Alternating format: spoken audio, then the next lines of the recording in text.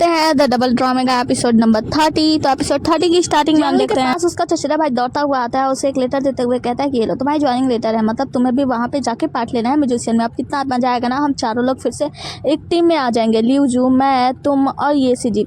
जियांगली जब वो लेटर देखती है तो कहती है कि क्या इसमें तो कोई दूसरा म्यूजिक इंस्ट्रूमेंट बजाने का है। तो वो कहता है क्या कह रही हो तुम, मतलब ये सी जी ने क्या, मतलब सीनियर ने क्या गड़बड़ कर दिया, मतलब उसे अच्छे से पता है कि तुम किन अच्छा बजाती हो, फिर उसने ऐसा क्यों किया। तो वो कहते हैं क्या सीनियर भी वहाँ पे देखने के लिए आने वाले हैं। तो ये कहता है कि हाँ वो आएगा और जो प्रैक्टिस कर रहे होंगे उन लोगों को देखेगा अच्छे से। तो यहाँ पे जियांगली मन ही मन सोचती है कि आखिर ये सीनियर कर क्यों रहा है ये सब, आखिर वो क्यों नहीं चाहता कि मैं उसके क्लोज हूँ, मतलब वो अब मुझे अपने क्लोज आने नहीं देता। क्या वो किसी बात से डर रहा है, क्या वो इस बात से डर रहा है कि मैं उसके क्लोज जाऊंगा तो कुछ उसका बांडा फूट जाएगा, और ये सब कुछ चीजें सोचकर कहती है मुझे कुछ ना कुछ तो करना होगा। जियांगली उस स्थान पे पहुंचती है जहाँ पे प्रैक्टिस किया जा रहा होता है उस गाने का, मतलब यहाँ पे पहुंचती है तो सभी लोग बातें करते हैं ये तो वही है ना एग्जाम में नंबर 1 पे आई थी, लेकिन ये नॉर्मल सा वो बजाने के लिए, ब्रूम बजाने के लिए क्यों आई है, इसे किन बजाने को नहीं दिया गया, मतलब नॉर्मल एम्प्लॉय की तरह इसे भी ट्रीट किया जा रहा है। जियांगली जाती है वहाँ पे जो किन रखा होता है ना उसे टच करने जाती है, तो एक लड़की आती है कहती है कि मिस जियांगली आप उसे टच नहीं कर सकती क्योंकि ये जो किन है ना वो मिस साओ से रिलेट करता है। तो वो कहती है अच्छा तो मैं मिस साओ से मिलना चाहती हूँ। तभी वहाँ पे मिस शाओ आती है, मिस शाओ जो होती है वो शायद इसकी टीचर ही होती है। तो वो उसको देखकर प्रणाम करती है, जिसके बाद से कहती है कि मिस साओ मैंने सुना था कि वो चाहते थे कि मैं अकेले ही मिस्टर झाओ के यानी जो राजा आने वाले हैं उनके सामने स्वागत गीत प्रस्तुत करूं उनके लिए, राजा के लिए, लेकिन अब मुझे यहाँ पे सभी समूह के साथ गाना गाने के लिए कहा जा रहा है, साथ में मुझे आपका असिस्टेंट बना दिया गया है, मतलब मैं मेन कैरेक्टर भी नहीं हूँ, तो ऐसा कैसा, मतलब एम्पायर की बातों को क्यों काटा गया है। तो यहाँ पे उनकी जो टीचर शाह होती हैं वो कहते हैं कि ये सब तो सैन्यूरन से पूछना है, ये सब अभी जिस तरीके से इसको रखा गया है वैसे ही तुम्हें काम करना होगा, तो पहले तुम्हें अपने इस चीज़ को दिखाना होगा कि तुम कितनी ज़्यादा कैपेबल हो अकेले गाने के लिए। एक बार गाती हो इसका मतलब ये नहीं है कि तुम हर बार फर्स्ट ही आओ, तो पहले तुम्हें अपना कैपेबिलिटी दिखाना होगा। जिसके बाद से जियांगली वहाँ पे बैठ के मतलब सबके साथ में बजाने लगती है, और हम देखते हैं कि जियांगली का जो म्यूजिक इंस्ट्रूमेंट होता है ना उसका तार टूट जाता है और पूरा गाना वहीं पे रुक जाता है, सभी लोग शांत हो जाते हैं। हम देखते हैं जो साव टीचर होती है ना वो गुस्से में होती है, जियांगली उनकी तरफ देखती है तो साव टीचर कहते हैं कि वैसे हम ये चीज़ अफोर्ड नहीं कर सकते क्योंकि प्रैक्टिस के लिए भी समय कम है, तो हमें जल्दी जल्दी प्रैक्टिस करना होगा। लेकिन क्योंकि ये गलती मिस जियांगली से हुई है जो कि जियांग परिवार की सेकंड लेडी हैं और मतलब प्रधानमंत्री की बेटी है, तो इनके बात को मानना पड़ेगा, इसीलिए हम थोड़ा सा वेट कर लेते हैं और जैसे ये इंस्ट्रूमेंट ठीक हो जाएगा हम लोग दोबारा से प्रैक्टिस करना शुरू कर देंगे। जियांगली कहती है कि माफ़ कीजिएगा टीचर, मैं नहीं चाहती कि मेरी वजह से आप लोगों को परेशानी हो, तो आप लोग प्रैक्टिस जारी रखिए, मैं अकेले जाके प्रैक्टिस कर लूँगी। तो टीचर कहती है कि ठीक है जैसा तुम्हें ठीक लगे, अगर तुम्हें लगता है तो तुम जाके अकेले ही प्रैक्टिस कर लो, हम लोग अपना प्रैक्टिस जारी रखते हैं।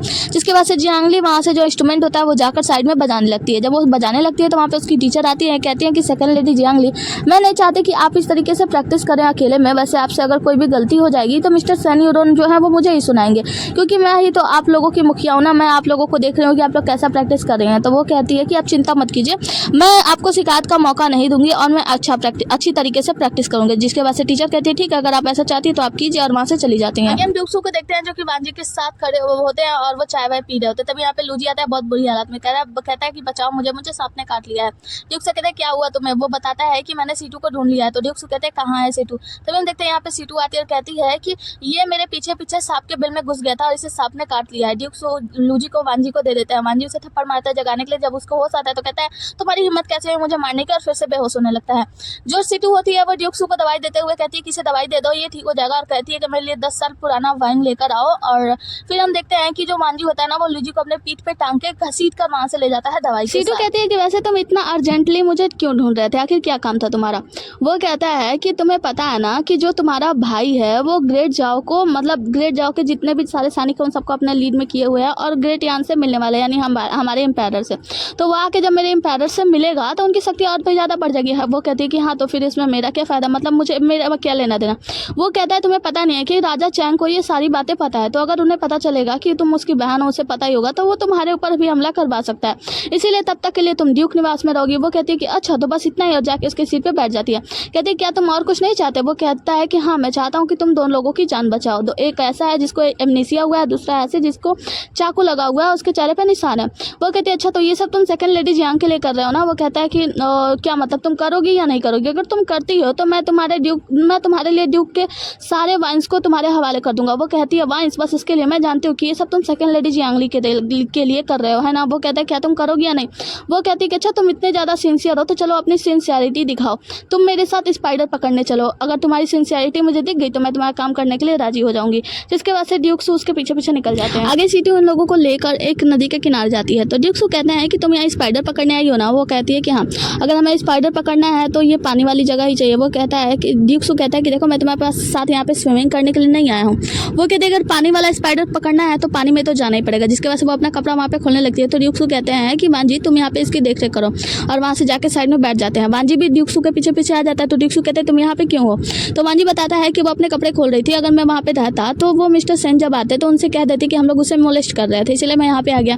जिसके वजह से सीटू की आवाज़ आती है और ड्यूक्सू वांजी दोनों लोग परेशान होकर जाके नदी के किनारे ढूंढने लगते हैं। एक तरफ थोड़ा सा बुलबुला दिखाया जाता है तो ड्यूक्सू क्या करते हैं, अपना कपड़ा उतार कर उसमें कूदने जाते हैं, लेकिन जैसे ही कूदने जाते हैं सीटू आ जाती है। ड्यूक्सू कहते हैं क्या मैं कोई खिलौना हूँ जो तुम खिलवाड़ कर रही हो मेरे साथ। वो कहती है खिलौना तो तुमने मुझे समझा था, तुम हर बार जब घायल होकर आते थे तो वो याद करती है इस समय जब ड्यूक्सू घायल होकर आ गया था, जब उन्हें एरो लग गया था तो ये सीटू ने कहा था कि आपको इलाज करने के बदले आपको अपने आप को मुझे ऑफर करना होगा। तो ड्यूक्सू कहते हैं कि मैं तुम्हारे साथ कोई रोमांस नहीं करने वाला, तुम कोई फर्क नहीं पड़ता तुम मुझे बचाओ या ना बचाओ। जिसके वजह से सीटू ने उसका इलाज कर दिया था, मतलब वो अपना जाहिर करती है कि मैं तुमसे प्यार करती हूँ। लेकिन तो वो कहते हैं ड्यूक्सू इसका मतलब यह है कि तुम उन दोनों लोगों का इलाज नहीं करोगी है ना। तो वो कहते हैं कि हाँ मैं इलाज कर दूंगी, लेकिन बदले में तुम्हें अपने आप को मुझे देना होगा। ड्यूक्सू कहते हैं मैं ऐसा नहीं कर सकता और तुम भी ऐसी मांग ना ही करो तो ही अच्छा है। तो सीटू कहती है ठीक है फिर मुझे उन दोनों का कोई केयर नहीं है, और वहाँ से जाने लगती है। तो ड्यूक्सू वांजी से कहते हैं कि वांजी इसका पीछा करो और उसका केयर करना। जिसके बाद से हम देखते हैं कि जब वांजी यहाँ से जा रहा होता है सीटू के पीछे पीछे तो हम देखते हैं यहाँ पे वही बदमाश छिपा होता है, राजा चैंग का आदमी। आगे मिस्टर ये सीजी और मिस साओ को देखते हैं जो कि सैन यूरोन के पास रिपोर्ट लेकर गए होते हैं। ये सीजी बताते हैं कि बैंकेट में कितने सारे लोग आने वाले, उनके खाने पीने का इंतजाम हो गया है। मिस साओ को सोच रही होती हैं तो ये सीजी पूछते हैं कि आप क्या सोच रही हैं, क्या कुछ कहना चाहती हैं। तो वो कहती है कि हाँ मुझे कुछ बताना तो है लेकिन इतना ज़्यादा इंपॉर्टेंट नहीं है। दरअसल बात यह है कि मैं जियांगली को लेकर परेशान हूँ, वो 2 दिनों से प्रैक्टिस करने के लिए नहीं आई है। वो कहती है कि मुझे और भी ज़्यादा आराम करने की ज़रूरत है, लेकिन वो हमारे साथ कंप्रोमाइज़ नहीं करेगी, हमारे साथ आके प्रैक्टिस नहीं करेगी तो मुझे ऐसा लगता है कि संगीत बिगड़ जाएगा। तो ये मतलब जो सैन यूरोन होते हैं वो कहते हैं कि कोई बात नहीं उसे आराम करने दो। मुझे पता था कि वो आ नहीं पाएगी, बस मामले को संभाल नहीं पाएगी, इसीलिए मैंने उसका नाम नहीं दिया था। खैर अच्छा ये है कि वो आराम करे, बेहतर हो जाए। आगे किसी में हम जियांगली को देखते हैं जो एक अच्छी सी जगह पे आराम कर रही होती है, रेस्ट कर रही होती है। तभी यहाँ पे ये सीजी आते हैं।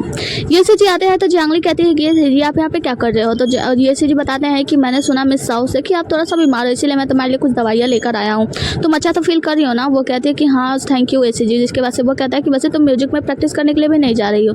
तो वो कहती है कि तुम्हें पता है मुझे क्वीन का बाजा दिया ही नहीं गया है, मतलब महाराज ने कहा था कि मुझसे क्वीन सुनना चाहते थे और जो गाना सुनना चाहते थे उन सबको पूरी तरीके से बदल दिया गया है, मुझे अलग तरीके का इंस्ट्रूमेंट दिया गया है बजाने के लिए। ये सीजी कहता है कि माफ़ करना मैं काम में थोड़ा सा बिजी था इसलिए मैं ध्यान नहीं दे पाया, मैं अभी जाके बात करता हूँ यहाँ पे सैन यूरोन से। वो कहते हैं कि नहीं अगर आपको मेरी मदद ही करनी है ना तो आप एक काम करो, मेरे पास एक आइडिया है, आप सैन यूरोन से जाकर बात मत करो। और सीन यहाँ से कट होता है आगे की सीन में हम महाराज को देखते हैं कि जो महाराज होते हैं ना वो सारे अरेंजमेंट की जांच कर रहे होते हैं, जहाँ पे जो ये सीजी और सैन यूरोन लोग उपस्थित होते हैं। तो सैन यूरोन जो होता है वो कहता है कि सेकंड लेडी जियांगली के बारे में मुझे आपसे कुछ बात करनी है। दरअसल बात यह है कि वो प्रैक्टिस के लिए भी कई दिन 2-3 दिनों से नहीं आ रही है, वो प्रैक्टिस नहीं कर रही हैं। तो मुझे ऐसा लगता है कि राजा के सामने वो सॉन्ग बिगड़ जाएगा, तो हमें लगता है कि उन्हें उनसे निकाल देना चाहिए। तो यहाँ पे ये सीजी जियांगली का साथ देते हुए कहता है कि महाराज ये गलतफहमी है। दरअसल बात यह है कि जियांगली को दूसरा ही म्यूजिक इंस्ट्रूमेंट बजाने के लिए दे दिया गया है और वो उसमें इतना ज़्यादा प्रैक्टिस कर रही है कि प्रैक्टिस करते करते बीमार हो गई है। मैं उससे मिलने गया था, जब मुझे पता चला कि वो बीमार है तो मुझे ये सारी बातें पता चली और मुझे पता चला कि वो बहुत ही ज़्यादा मेहनत कर रही है तो और वो बहुत ही ज़्यादा टैलेंटेड है, बहुत ज़्यादा जल्दी सीख जाती है। तो मुझे ऐसा लगता है आपको समय देना चाहिए, वो जल्दी वो नया म्यूजिक का इंस्ट्रूमेंट भी बजाना सीख जाएगी और वो बहुत अच्छा परफॉर्मेंस करेगी। महाराज जो सैन यूरोन होते हैं ना वो महाराज के सामने अच्छा बनने की कोशिश करने लगते हैं, कहते हैं कि महाराज ऐसी कोई बात नहीं है, दरअसल जियांगली बीमार है, मैं चाहता हूँ कि वो अपना अच्छे से ध्यान रखे और इन सब में पार्ट वार्ट ना ले। तो महाराज जब उन दोनों का लड़ाई वड़ाई होने लगता है तो महाराज शांत कराते, कहते हैं कि आप लोग शांत हो जाइए और मुझे लगता है कि सेकंड लेडी जियांगली को एक मौका देना चाहिए। उसके बाद से ये सीजी और सैन यूरोन वहाँ से चले जाते हैं। जब ये दोनों चले जाते हैं तो वहाँ पे ड्यूक्सू आते हैं। ड्यूक्सू को देखकर महाराज पूछते हैं कि आखिर ये सब हो क्या रहा है, मतलब सेकंड लेडी जियांगली करना क्या चाहती है, आपको पता है क्या। तो जो ड्यूक्सू होते हैं वो कहते हैं कि वो ऐसी ही है। मुझे ऐसा लगता है कि मुझे ही पूछना होगा, पर्सनली उससे मिलकर पूछना होगा कि वो करना क्या चाहती है। जिसके वजह से महाराज कहते हैं कि वाह क्या अचंभित की बात है, मतलब ड्यूक्सू को भी पता नहीं है कि सेकंड लेडी जियांगली क्या करना चाहती है। ये तो बहुत ही ज़्यादा अचंबा है क्योंकि ड्यूक्सू को हर एक चीज़ की खबर होती है। जिसके वजह से महाराज मुस्कुराते हैं और ड्यूक्सू वहाँ से निकल जाते हैं। आगे की सीन में हम जियांगली को देखते हैं जो कि अकेडमी पहुंचती है रिहर्सल करने के लिए, और जब ये अकेडमी में जाती है तो हम देखते हैं कि एक हैंडसम सा लड़का आता है इसके सामने और कहता है कि ओहो सेकंड लेडी जियांगली आप यहाँ पे रिहर्सल करने के लिए आई हैं, है ना। वो कहती है कि हाँ वैसे भी मैं इस अकेडमी में रिहर्सल करने के लिए आई हूँ और तुम बताओ। तो वो कहता है कि आप कैसी हैं और मतलब उनसे बहुत प्यारी प्यारी बातें कर रहा होता है। जियांगली कहती है है कि अब मुझे मिस्टर सेन ने बुलाया, मैं उनसे बात करने के लिए जा रहा हूँ। वो कहती है क्या? वो कहता है क्या मिस्टर सेन, आपको डर नहीं लगता क्या जब किसी को इस रूमर्स के बारे में पता चलेगा, आपको मिस्टर सेन को लेकर रूमर हो जाएगा? वो कहती है फ़र्क नहीं पड़ता, और वहाँ से मिस्टर सेन से मिलने के लिए चली जाती है। जहाँ पे ये जो हैंडसम सा लड़का होता है ना, उन्हें लग रहा होता है कि मिस्टर सेन के प्रति इनका थोड़ा अलग ही लगाव है, मतलब रोमांस वाला। जब जियांगली मिस्टर सेन से मिलती है तो वो कहती है कि महाराज ने कहा तो मुझे अभी प्रैक्टिस करने आना होगा, वैसे आप बताइए आप क्या चाहते हैं? मिस्टर सेन कहते हैं क्या तुम प्रैक्टिस करना चाहती हो? वो कहते हैं कि हाँ, वैसे फाइनली से तो आप ही को करना है ना, फाइनल तो आप ही को करना है, अगर आप हाँ गए तो मैं जाके अपना प्रैक्टिस स्टार्ट कर दूँ। मिस्टर सेन कहता है कि मैं मना भी करूँ तो कौन सा तुम मान जाने वाली हो? वो कहती है कि ठीक है, तो फिर मैं चलती हूँ। वहाँ से चली जाती है और मिस्टर सेन हाथ मसलते रह जाते हैं। करने के बाद जियांगली जब अपने वापस घर पे आती है तो अपनी नौकरानी से कहती है कि एक हैंकरचीफ है, मतलब एक हैंकी है जो मैंने बहुत संभाल के रखा, तो उसे बाहर निकालो। तो इनकी नौकरानी कहती है कि वैसे वो बहुत ही ज़्यादा महंगा और बहुत ही ज़्यादा अच्छा है, उच्च गुणवत्ता वाला। वो कहता है वो कहती है वो मेरे लिए नहीं, एक लड़के के लिए चाहिए, तो उसे निकाल दो और कुछ ऐसा वैसा मत समझना, मतलब ऐसा वैसा रिलेशन नहीं है। जिसके बाद से वो हैंकरचीफ लेके उसे हैंडसम से लड़के को देती है और वहाँ पे बीच रास्ते में, मतलब एकेडमी में बीच में ये लोग खड़े होते हैं, वहाँ पे बारिश आ रही होती है, छतरी लगाए होते हैं, जहाँ पे बहुत सारे लोग किनारे किनारे इन लोगों को देख रहे होते हैं। जियांगली कहती है कि मैं तुम्हें एक अच्छा सा तोहफा देने वाली हूँ, बदले में तुम्हें मेरे साथ एक्ट करना होगा। तो वो कहता है कि क्या एक्ट? पागल हो गया, मिस्टर सेन के खिलाफ मैं कोई एक्ट वक्त नहीं करने वाला हूँ। वो कहती है कि ठीक है, मुझे पता है कि तुम किस अभिनेत्री को बहुत ही ज़्यादा पसंद करते हो, उसका बनाया हुआ हैंकरचीफ यानी कि हैंकी मैं तुम्हारे लिए लाई हूँ, देखो अगर तुम्हें चाहिए तो ले लो। वो कहता है क्या वो हैंकरचीफ? ये तो मुझे बहुत ही ज़्यादा पसंद है, क्या तुम मुझे ये देने वाली हो? और वैसे भी राजधानी में ये ढूंढना बहुत ही ज़्यादा मुश्किल है, ये तो बस लुयांग सिटी में मिलती है। वो कहते हैं कि हाँ, क्योंकि लुयांग सिटी में मेरे नाना का घर है, तो मैं वहाँ से गई थी तो मैं एक ले आई, तो तुम्हें चाहिए तो अगर ले सकते हो, इससे बेहतर वाला भी मेरे पास है। वो कहता है कि अच्छा ठीक है तुम ले लो, और लेकिन अगर मैं ना लूँ तो? वो कहती है कि अगर ना लो तो सोचो, मैं चिल्लाकर कहती है कि मैं सबको बता दूंगी, मतलब तुम्हारे मम्मी पापा को पता चल जाएगा ना कि तुम यहाँ किसी लड़की के साथ कोई रिश्ता विश्ता बना रहे हो। वो कहते हैं क्या कह रही हो तुम, चुप करो, मुँह बंद करो। उसके बाद से कहता है कि ठीक है, मैं तुम्हारा काम करने के लिए तैयार हूँ। आगे किसी में हम देखते हैं कि हैंडसम सा लड़का मिस्टर सेन के पास जाता है और कहता है कि मिस्टर सेन, जियांगली के लिए प्लीज़ मेरे साथ उसको पार्टिसिपेट करने से मना कर दीजिए, मतलब मुझे वहाँ से हटा दीजिए, मैं उसके साथ पार्टिसिपेट नहीं कर सकता। मिस्टर सेन कहता है कि सब कुछ डिसाइड हो गया है, अब तुम लोग अपने आप से सब कुछ डिसाइड नहीं कर सकते और चले जाओ यहाँ से, जाकर प्रैक्टिस करो। जिसके बाद हम देखते हैं जियांगली आती है और हैंडसम से लड़के को कहती है कि चलो हम लोग प्रैक्टिस करते हैं, और वो लोग गाना वाना गाने के लिए अंदर चले जाते हैं। आगे जियांगली उस हैंडसम के साथ अंदर काम करने के लिए चली जाती है। तभी हम देखते हैं कि रात का समय होता है और मिस्टर सेन और उनकी बहन वहाँ पे आती है और अंदर की तरफ कान लगा के सुनने लगती है कि अंदर हो क्या रहा है। जियांगली कहती है कि बात नहीं बनी, हमें कुछ और करना चाहिए। वो कहता है कि कुछ और क्या? कुछ और? तो वो कहती है कि तुम्हें याद नहीं है क्या, मैंने प्रॉमिस किया था ना तुम्हें अच्छा सा तोहफा दूंगी, तो तुम चलो नाटक करो। वो कहते हैं कि क्या नाटक? जिसके बाद से हम देखते हैं कि सेन यूरोन भी जब वहाँ पे आते हैं अपनी बहन के पास और कहते हैं कि चलो हमें घर चलना चाहिए। जब वो लोग वहाँ से जाने लगते हैं तो अंदर में ये लोग जियांगली और वह हैंडसम सा लड़का जो होता है, ये दोनों लोग लड़ाई करने लगते हैं। अब ये लोग वहीं पे रुक के सुनने लगते हैं, जहाँ पे हैंडसम सा लड़का कहता है कि तुम पागल हो क्या, मिस्टर सेन यूरोन ने कहा तुम्हारे साथ प्रैक्टिस करने के लिए, इसलिए मैं यहाँ पे आया हूँ, और तुम बकलोल कहीं की, तुम इतना ज़्यादा परेशान करते हो, तुम्हें क्या लगता है कि मैं तुम्हारे साथ यहाँ पे अंधेरे कमरे में रह रहा हूँ? मैं शादी वादी कैसे करूँगा, तुम ऐसे मेरे साथ बदतमीजी करी हो, ये वो, मतलब बहुत ज़्यादा डांटता है और वहाँ से सामान वामान पटक के चला जाता है। जियांगली बहुत ही ज़्यादा हताश हो जाती है, जिसके बाद से सेन यूरोन अपनी बहन से कहते हैं कि तुम अपने घर जाओ, और जो बाहर हैंडसम वाला लड़का आता है वो सेन यूरोन को प्रणाम करके चला जाता है। तो उसकी जो सिस्टर होती है वो कहती है कि भाई मुझे भी नहीं जाना, तो वो कहता है मैंने कहा ना तुम घर जाओ। जिसके बाद से उसकी बहन चली जाती है। जब सेन यूरोन अंदर जाते हैं तो हम देखते हैं कि जियांगली बहुत ज़्यादा उदास दिखा रही होती है कि मैं बहुत ही ज़्यादा उदास हूँ, और सामान को इधर उधर उठा के रख रही होती है।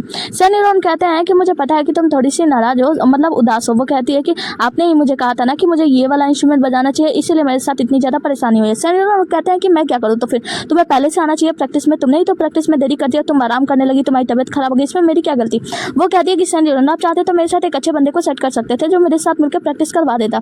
तो सेन यूरोन कहते हैं कि जब वो वहाँ से जाने लगती है जियांगली नाराज होकर, तो सेन यूरोन कहते हैं कि तुम चिंता मत करो, मैं किसी ऐसे व्यक्ति को चुनूंगा जो कि तुम्हारे साथ अच्छे से प्रैक्टिस कर सके। जिसकी वजह से जियांगली वहाँ से चली जाती है। हम देखते हैं कि इसी एकेडमी का एक नया लड़का जो कि आता है उसी हैंडसम से लड़के से मिलने के लिए और कहता है कि मिस्टर क्यों आए, मैं आपसे ये बात जानना चाहता हूँ। वो कहते हैं कि हाँ बताओ ना। वो कहता है कि मैंने सुना है कि आप जियांगली के साथ प्रैक्टिस करने वाले थे लेकिन आपने छोड़ दिया, और पता है मिस्टर सेन ने मुझे कहा है कि मैं उनके साथ प्रैक्टिस करूँ, तो क्या ये सही रहेगा? मुझे आपसे जानना है कि आप क्यों छोड़ रहे हैं। तो वो कहता है कि देखो तुम अपने भाई हो इसलिए मैं तुम्हें बता रहा हूँ, किसी को बताना नहीं। जियांगली ना सच में पोजेस्ड है, उसके ऊपर सच में भूत है, उसके पैर तो उल्टे हो जाते हैं और वो इंसानों को खा जाती है। वो कहते हैं क्या कह रहे हो भाई, मुझे उसके साथ प्रैक्टिस नहीं करना है, मुझे नहीं जाना है उसके साथ। वो कहता है कि हाँ तो फिर तुम देखो मिस्टर सेन बहुत ही अच्छे आदमी है, तुम उनसे एक बार मना कर दो कि तुम्हें उसमें प्रैक्टिस भाग नहीं लेना है, तो वो तुम्हें बहुत ही ज़्यादा वो नहीं करेंगे, तुम्हें नहीं कहेंगे भाग लेने के लिए, तो तुम उनसे जाके बस सीधे सीधे बात कर दो। वो कहता है कि हाँ भाई तुमने सही कहा, मैं अभी अभी जा रहा हूँ, सेन यूरोन को मना कर दूंगा कि मैं जियांगली के साथ पार्ट लेने वाला नहीं हूँ, और वो आदमी वहाँ से चला जाता है। तो यहाँ पे जो हैंडसम मैन होता है क्यूआई, वो कहता है कि वाह मैंने इनका काम कर दिया, अब जियांगली को तो याद ही होगा ना, उससे मुझे अच्छा सा तोहफा देना है। आगे की सीन में हम देखते हैं कि एकेडमी के सभी लोग चले जाते हैं और जो आदमी को मिस्टर सेन ने चुना होता है वो आदमी मिस्टर सेन के सामने ही आके बैठ जाता है अपना पेट पकड़ कर। कहता है मेरे पेट में बहुत जोर से दर्द हो रहा है। मिस्टर सैन यूरोन आता है, कहते हैं कि चलो मैं तुम्हें फिजिशियन के पास ले चलता हूँ। वो कहता है नहीं मिस्टर सैन, देखिए मेरा कपड़ा खराब हो गया, और कहता है कि देखिए मैंने टट्टी कर दिया है अपने कपड़े में, तो मैं जा रहा हूँ, पहले कपड़ा साफ करूंगा फिर डॉक्टर के पास जाऊंगा, और वहाँ से निकल जाता है।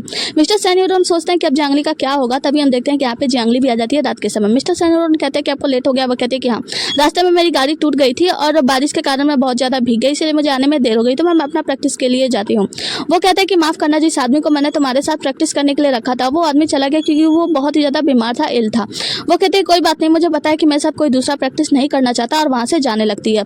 तो सैन यूरोन कहते हैं कि देखिए ये सब मैंने प्रॉपर्ली नहीं किया, मैंने जानबूझकर तुम्हारे लिए ऐसे लोगों को इन्वाइट नहीं किया है, मतलब वो करने के लिए, तुम्हें जानबूझ के ऐसे ब्लेमिंग नहीं कर रही हूँ, परेशान नहीं कर रहा हूँ। मतलब जियांगली जो होती है वो कहती है कि मैं आपको ब्लेम नहीं कर रही हूँ, मैं सब अपने आप को दोष दे रही हूँ, ये मेरा ही दोष है। मेरी माँ पागल हो गई बुरी तरीके से, मेरे पिता जो अभी मुझे छोड़कर यहाँ से जा चुके हैं, और मैं पूरी तरीके से अकेली हो गई हूँ, कोई मेरे साथ प्रैक्टिस भी नहीं करना चाहता। सैन यूरोन कहता है कि मिस जियांगली अभी बहुत ज़्यादा बारिश हो रही है, तो आप यहाँ पे बैठ के आराम कर लो, जब बारिश रुक जाएगी तो चली जाना। जिसके बाद से जियांगली वहाँ पे बैठ के अपने आप को सेकने लगती है, तो सैन यूरोन अपना ऊपरी कपड़ा उसे उड़ा देते हैं। जिसके बाद जब वो जाने लगते हैं तो वहाँ पे कुछ सामान गिर जाता है, तो जियांगली देखकर उसे बता देती है कि ये किसने बनाया है और कब बनाया था, और इसका सिर्फ 2 या 3 ही पीस होता है। जिसके बाद से वो बताती है कि आपको पता है ना कि ये किसने बनाया वगैरह वगैरह सब कुछ उसके बारे में बताने लगती है।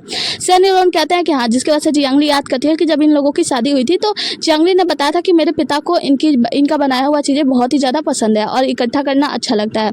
जिसके बाद से जियांगली उस औरत के बारे में बहुत कुछ बताने लगती है, जो कि वो सामान था, उस सामान के बारे में बहुत कुछ बताने लगती है कि उन्होंने ऐसे बनाया था वैसे बनाया था, और बात बात में जो सैन यूरोन होता है ना, उनको बीच में बहुत ही ज़्यादा ताना भी मार रही होती है। हम देखते हैं कि सैन यूरोन की आंखों से तो आंसू निकलने वाले होते हैं, मतलब उनका आंख लाल हो गया होता है एकदम गुस्से के मारे कि जियांगली मुझे क्या कुछ नहीं कह देती, लेकिन सैन यूरोन कुछ कह नहीं पाते। जियांगली मीठी मीठी बातें कर करके सैन यूरोन को बहुत ज़्यादा ताना भी मार रही होती है। जिसके बाद हम देखते हैं कि सैन यूरोन सुनते सुनते जब सह नहीं पाते तो कहते हैं कि अब बारिश रुक गई है मैडम जियांगली, तो आपको जाना चाहिए। जिसके बाद से जियांगली वहाँ से जाने लगती है और रुक के कहती है कि सैन यूरोन मैं कल आपका कपड़ा धुल के वापस लौटा दूंगी। जिसके बाद से जियांगली वहाँ से चली जाती है। हम देखते हैं कि जब जियांगली वहाँ से निकल जाती है तो सैन यूरोन की आंखें भी लाल हो गई होती है, और यहीं पे हम देखते हैं कि ये सीजी भी आते हैं, और ये सीजी भी इतनी रात को जियांगली को जाते हुए देखते हैं और फिर सैन यूरोन की तरफ गुस्से से घूरते हैं। अब हम देख पाते हैं कि ये सीजी जो होते हैं ना वो भी जियांगली की तरफ थोड़े बहुत अट्रैक्ट हो रहे होते हैं। आगे जियांगली बाहर आती है, और जब जियांगली बाहर आती है तो बहुत ज़्यादा उसे बुरा महसूस हो रहा होता है, उसे वहीं पे उल्टी होने लगता है। तभी हम देखते हैं कि यहाँ से ड्यूक्सू आते हैं और कहते हैं कि क्या हुआ, तुम्हें क्या लगता है कि तुम ऐसे इस तरीके से करके सामना करने वाली हो। जिसके बाद से वो कहते हैं कि तुम्हारे कपड़े ये तो बहुत सारे बेकार हैं, और उन्हें जलन होने लगती है। वो कपड़ा वहीं पे गिरा देते हैं और कहते हैं कि चलो मेरे साथ। वो जब उस कपड़े को उठाने जाती है तो ड्यूक्सू क्या करते हैं, उसे रोक देते हैं, कहते हैं रुको, और फिर अपने पंखे से उस कपड़े को टांग के वहाँ से ले जाते हैं और कहते हैं मेरे साथ चलो, और पीछे पीछे जियांगली निकल जाती है। जहाँ पे हम देखते हैं कि ड्यूक्सू जियांगली के लिए चिकन भून रहे होते हैं। वहाँ पे जियांगली ड्यूक्सू का कपड़ा पहन के आती है। ड्यूक्सू कहते हैं कि कैसा लगा कपड़ा मेरा, तो वो कहते हैं कि वैसे तुम्हारा घर है तो तुम यहाँ पे लड़कियों के भी कपड़े तो रख सकते हो ना, तुम क्यों नहीं रखते। वो कहता है कि तुम्हें क्या लगता है कि तुम मेरे बारे में नहीं जानती हो, मैं लड़कियों के कपड़े क्यों नहीं रखता। वो कहती है कि हाँ वो सब तो ठीक है। जिसके वजह से ये दोनों लोग फ्लर्टिंग करते हैं, जहाँ पे जियांगली कहती है कि वैसे तुम औरतों को पसंद कर सकते हो, मतलब कुछ ऐसी लड़कियां होती हैं जो तुम्हारे प्यार में पागल है, तुम चाहो तो उन्हें अपने प्यार में पागल कर सकते हो। तो वो कहता है कि तो तुम्हारे बारे में क्या तुम मुझ में इंटरेस्टेड नहीं हो। वो कहती है कि नहीं ऐसी कोई बात नहीं है, मैं तो तुम में इंटरेस्टेड नहीं हूँ। मतलब ये दोनों लोग एक दूसरे के साथ फ्लर्टिंग कर रहे होते हैं। जिसके बाद से ड्यूक्सू कहता है कि वैसे मुझे लगता है कि तुम्हें जिस सैन यूरोन के करीब नहीं जाना चाहिए, क्योंकि अगर तुम सैन यूरोन के करीब जाओगी तो ये तुम्हारे लिए बहुत ही ज़्यादा खतरनाक हो जाएगा।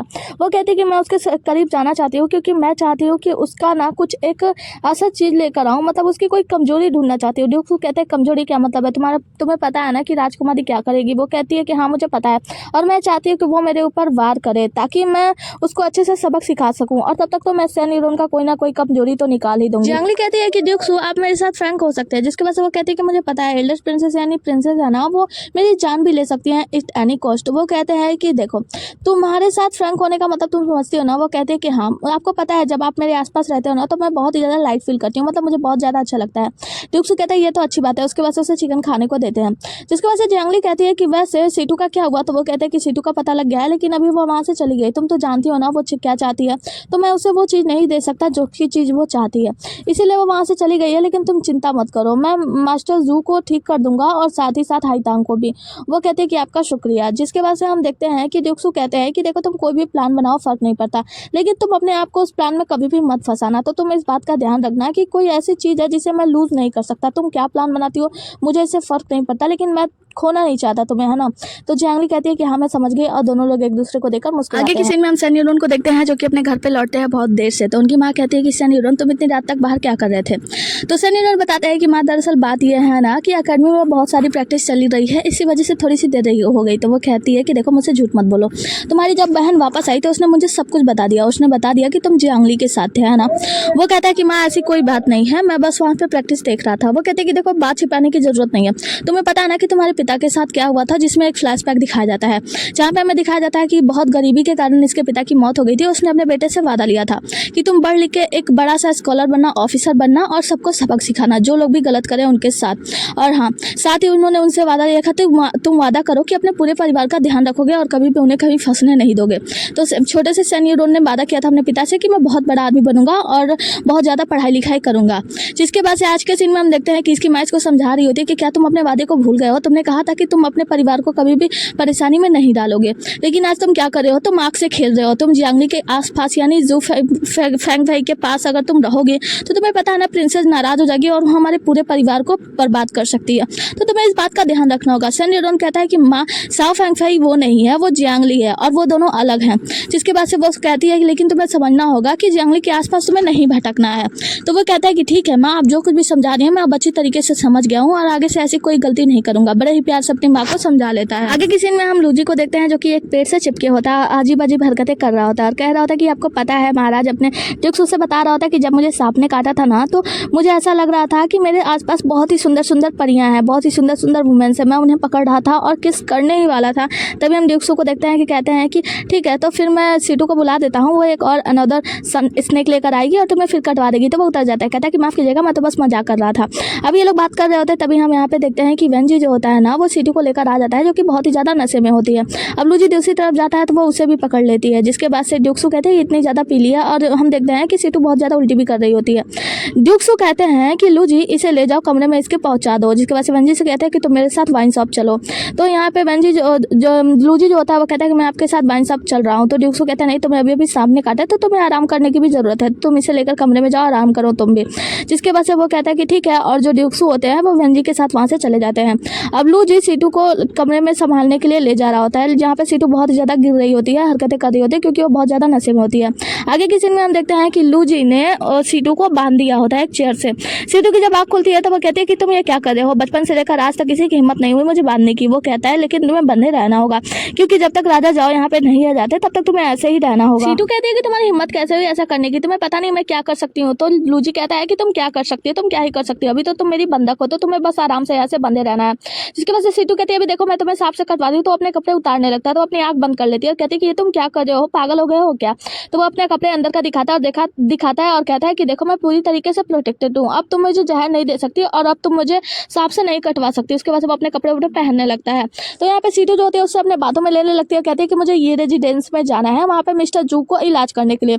वो कहता है कि नहीं मुझे पता है ऐसी कोई बात नहीं हुई थी। वो कहता है कि ड्यूक्सू ने मुझे मना लिया है और मुझे वहाँ पे जाना है, तो तुम अगर नहीं ले चलते हो तो देख लो, अगर मिस्टर जू को कुछ होता है तो ये तुम्हारे ऊपर ही आएगा क्योंकि थोड़ा सा भी लेट हो गया और मिस्टर जू की मृत्यु हो गई तो ये सब तुम्हारी ही गलती हो गई है ना। तो लूजी उसकी बातों में आ जाता है, कहता है कि ठीक है और उसे लेकर ये रेजिडेंस में चला जाता है। ये रेजिडेंस पे पहुंचने पे हम देखते हैं कि ये सीजी बाहर आता है और कहता है कि आप लोग कौन हो। सीटू बताती है कि मास्टर जू को मैं ठीक करने के लिए आई हूँ, उनका ट्रीटमेंट करने के लिए। ये सीजी कहता है लेकिन मैं आपको अंदर कैसे जाने दूँ। तो यहाँ पे ये सीजी मतलब लूजी आता है और कहता है कि दरअसल बात यह है कि ड्यूक्सू ने इनकी व्यवस्था की है और ये बहुत ही अच्छी डॉक्टर है, मास्टर जू को ये ठीक कर देंगे। वो कहता है कि लेकिन मैं विश्वास कैसे करूँ। लूजी कहता है कि ये सब जियांगली को भी पता है। वो कहता है कि ठीक है फिर मैं जियांगली से पूछकर बताऊंगा। सीटू कहती है कि मुझे अंदर जाने दोगे या नहीं। तो ये सीजी कहता है नहीं। तो जिसके बाद से वो अपना जहरीला मकड़ा ये सीजी के ऊपर ही छोड़ देती है और ये सीजी को वो जहरीला मकड़ा काट लेता है जिससे ये सीजी पूरी तरीके से पैरालाइज हो जाता है, जिसको पकड़ लेता है लूजी। और हम देखते हैं कि सीटू जो होती है वो अंदर चली जाती है और लूजी ये सीजी को गोद में उठाकर अंदर ले आता है। आगे हम सीटू को देखते हैं जो कि मास्टर जू का इलाज कर रही होती है और जहरीली बिच्छू से कटवाती है। और यहीं पे हम देखते हैं कि लूजी खड़ा होता है और एक साइड में लगा होता है ये सीजी जो कि कुछ भी बोलने के लायक नहीं होता। वो अपना हाथ ऊपर करता है तो लूजी उसका हाथ और ऊपर कर देता है। वो कहते हैं कि देखो उन्हें छूने की हिम्मत मत करो। जिसके बाद से हम देखते हैं कि वो इलाज कर रही होती है सीटू और कहती है कि देखो ये ठीक तो हो जाएंगे, थोड़े समय में मैं फिर उनका दोबारा जांच करने के लिए आऊंगी, लेकिन एक काम कर लूजी पहले इन्हें यहाँ से बाहर ले जाओ, मतलब इसको यहाँ से बाहर ले जाओ, बहुत ही ज़्यादा परेशानी हो रही है। तो हम देखते हैं कि जो लूजी होता है ना वो ये सीजी को टांग कर घसीट कर वहाँ से ले जाता है और ये सीजी मना कर रहा होता है नहीं मुझे बाहर नहीं जाना है। जिसके बाद से लूजी ये सीजी को बाहर ले जाकर एक दीवार से लगा देता है। उसी समय हम देखते हैं कि लू जी उनसे बात कर रहा होता है, कहता है कि तुम चिंता मत करो, बहुत ही अच्छा ट्रीटमेंट करती है। दूसरी सीन में हम सीटू को देखते हैं जो कि बाहर निकल जाती है खिड़की से वहां से भागने के लिए। तभी यहाँ पे हम देखते हैं कि चैंग का जो गुंडा होता है वो आ जाता है उसे मारने के लिए। सीटू चिल्लाती है कि लू जी यहाँ आओ। हम देखते हैं कि वो अकेले लड़ रही होती है उस आदमी से, और यहाँ पे हम देखते हैं कि ये सीजी भी परेशान हो रहा था इन दोनों के लिए, लेकिन ये तो पूरी तरीके से पैरालाइज्ड है। जहाँ पे हम देखते हैं कि लू जी और जो वो लड़की होती है सीटू, ये दोनों लोग उस गुंडे से लड़ रहे होते हैं, साथ में 2-3 और आ जाते हैं, इन सभी लोगों को मार रहे होते हैं ये दोनों लोग मिलके। जिसके बाद से हम देखते हैं कि ये दोनों लोग सामना पूरी तरीके से नहीं कर पाते, मतलब हारने वाले होते हैं कि अब क्या करें। तभी हम देखते हैं कि जो सीटू होती है ना वो दवाई फेंक देती है ये सीजी की तरफ, कहती है कि इसे जल्दी खा लो तुम ठीक हो जाओगे, लेकिन वो दवाई पकड़ ही नहीं पाता क्योंकि वो बुरी तरीके से पैरालाइज्ड है। वो कहती है तुमने दवाई क्यों नहीं पकड़ा, वो कहता है पकड़ूं भी तो कैसे। तभी हम देखते हैं कि लू जी एक तरफ जाके गिर जाता है, और यहाँ पे हम देखते हैं कि सीटू लू जी को बजा रही होती है और लू जी जो होता है वो सीटू को बजा रहा होता है। हम लू जी के पास देखते हैं कि वो दवाई पड़ा हुआ होता है, तो उसको ये सीजी इशारा करता है, वो कहता है आ करो, और उसके बाद से वो दवाई फेंक मारता है और कहता है कि जल्दी से वाइन शॉप चले जाना, वहाँ पे ड्यूक्सू होंगे। जिसके बाद से हम देखते हैं कि लू जी और जो सीटू होते हैं ना वो दोनों लोग मिलकर उस गुंडे से, चैंग के जो गुंडा होता है उससे लड़ाई कर रहे होते हैं, उसको रोकने की कोशिश कर रहे होते हैं। अगले हिस्से में हम देखते हैं कि ये सीजी अपना पैरालाइज स्थिति से बाहर निकलता है और वहाँ से तुरंत निकल जाता है। हम देखते हैं कि ये लोग बुरी तरीके से उससे हारने ही वाले होते हैं, मतलब बहुत ही ज़्यादा बुरी तरीके से हाथ हो गए होते हैं, इन लोगों को बहुत ही ज़्यादा चोट भी लग गई होती है।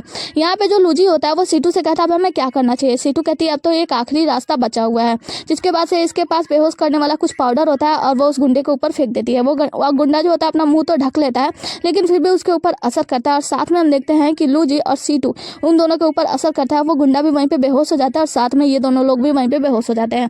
इसी के साथ ये एपिसोड यहीं पे खत्म होता है। मिलता है अगला एपिसोड में, तब तक के लिए बने रहिए हमारे साथ। Ta-ta bye bye, take care.